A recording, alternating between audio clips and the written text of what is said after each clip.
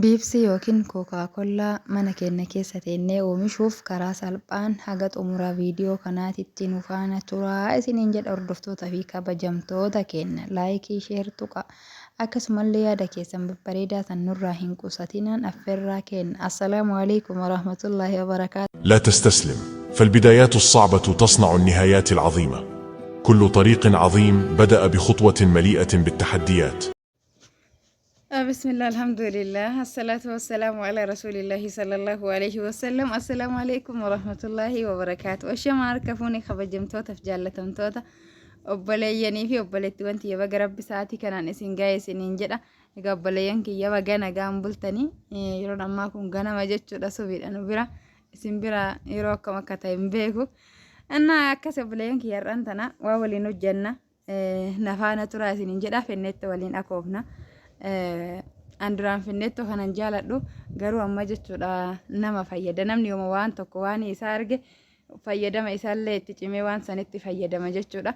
Akkas obboleeyyan kiyyaa yeroo soomaa fa'aa isin fayyadaa akkuma dura isiniin jedhe jechuudha warroonni qadaa ofirraa qabdan deebisaa sooma rabbii deebisaa isiniin jedha. Anillee akkasitti jira soomatti jira waan ta'eef ofumaa kiyyaa lubbuun abbaan hin badadin torbaan hin dheedu jedhanisa.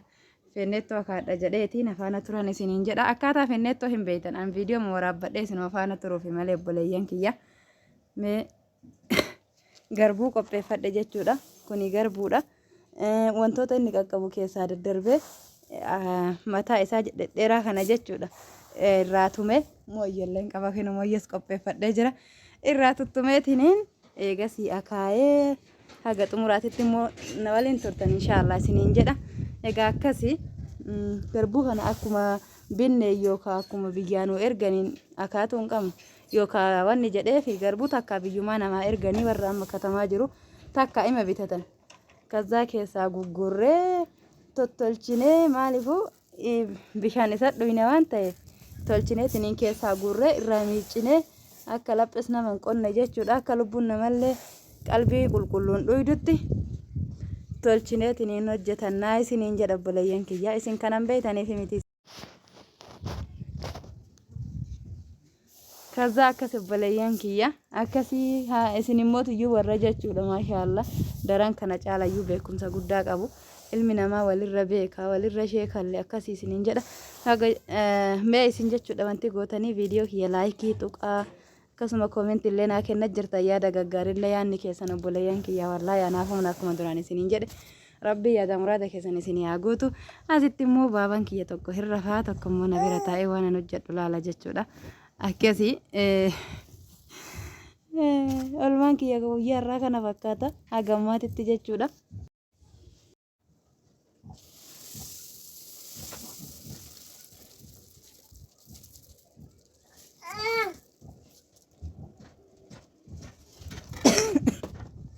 Barbaree mooyyeen barbaree qabdi.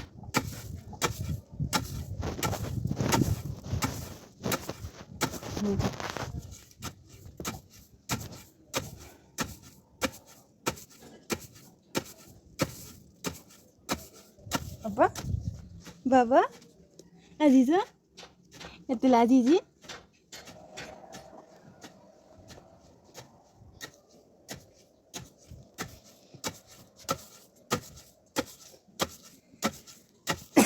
haala kanaan irraa tumaa jirraa isiniin jedha obboleeyyan kiyya.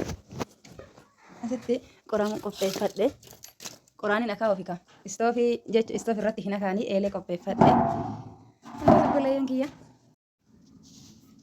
Egaa obboleeyyan kiyya egaa irraa tuttumee geesse jechuudha. Asitti naqee amma irraa dhiqa jechuudha. Irraa dhiqa maaliif jennaan biyyalleen dhabu garummaa kuni ka guurrame nasaadha. Akkasii waan dhabu jechuudha kanaaf irraa dhiqee bishaan isaatti ka dhuga waan ta'e. Viidiyoo waraabaa jirra abbaa hin dhageettuma.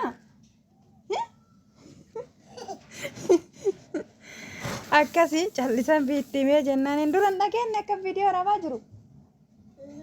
Viidiyoo waraabaa jira amniyyee. Ichi. Bismillah bismillah.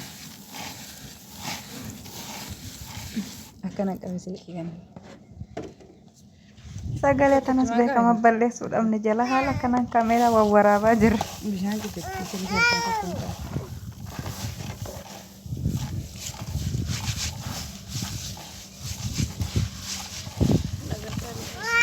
Egaa baleen kiyya haala kanaan dhiqee waa baay'eetu irraa baya. Dhugaa rabbiititti waa baay'ee irraa baya. Hedduu bareeda yeroo dhiqamee qulqullaa'eetiniin jedhe maashaallah tabaarakallah. Akkasii isiniin jedha baleen kiyya warra gammaan afaan turtan laayikii tuqaa yaada keessanillee koomentii irratti nu maxxansaa isiniin jedha.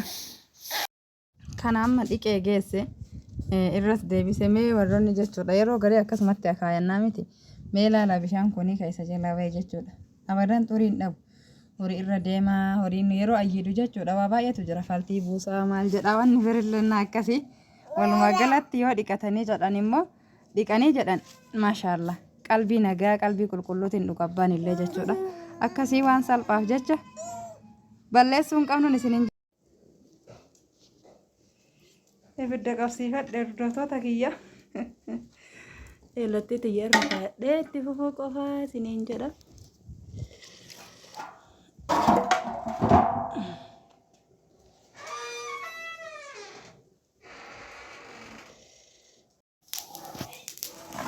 Egaa baleen kiyya akaayaa jira waan gaarii kana maashaallah waan hojjettan waa gaariidha beektani wallahi waan gaariidha abbo. Ani amma gammachuu guddaanin hojjetaa jira. Maaliif yeroo dhoobuu oolanii itti yeroo san dhugan jechuudha hedduu namni itti hafuura baafata.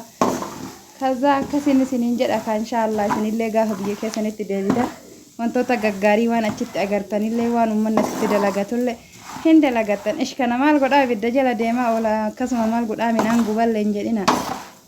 Giddimaan jireenya asii tana giddimaan baratta.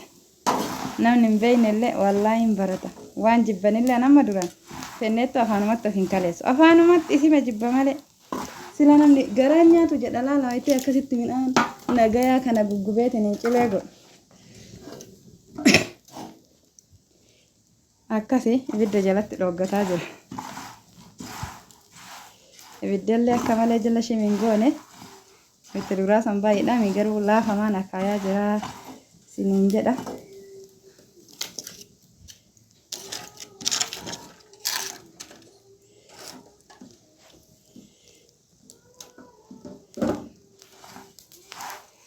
Akkasii qabbalayyan kiyya ganaadha. Mee haga isiin naa gubattu nagaan naa tura viidiyoo isin irratti hin dheeressu walitti dachaanaa isiniin jedha. Qabbalayyan kiyya asiin ga'ee jira jechuudha fenneettoo tana garbuu kana jechuudha. Garbuu gubee godhanii eegasii waan dhugan jalaa baasan kana fenneettoo jedhanii maqaan isaa. Geessituu jechuun ooltanii oona viidiyoon isin irratti dheerate dhiifamaa isiniin jedha.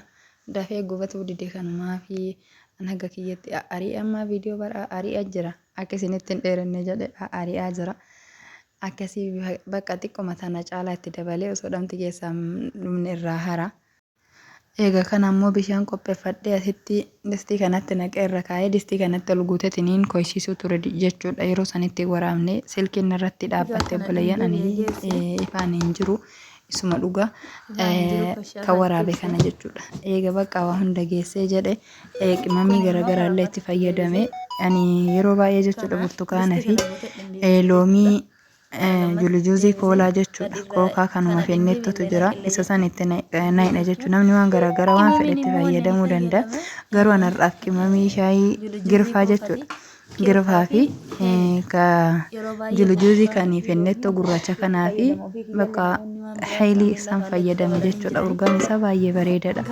Akkasuma dafillee nama jalaa hin shamu jechuudha. Haala kanaan fayyadame hojjedhee ilaa haga akiraatitti nafaana turuu keessaniif galatooma. Fenneettoo ajaa'ibaa urgaaya bareedaa tokko naa ta'e manuma keenyatti kookaa kollaa biibsii qillaaleen jaaladhu itee jiru san biibsii dhuydallee naan hin jedhina.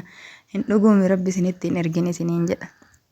Alhamdulillahi rabbi suusii isaa sanarraa balleesse amma fenneettoo matanatti obsa jedhee kunoo isiin naanneeffataa jira. Warri akka kiyyaa biibsii jaalattanillee abshiruu gaafa galtanii dagattanii harka keessanii manatti oomishattanii isiniin jedha. Haala kanaan haadhuun isiniin jedha dhugaa baay'ee mi'aayaa maashaallah tabaarakalla.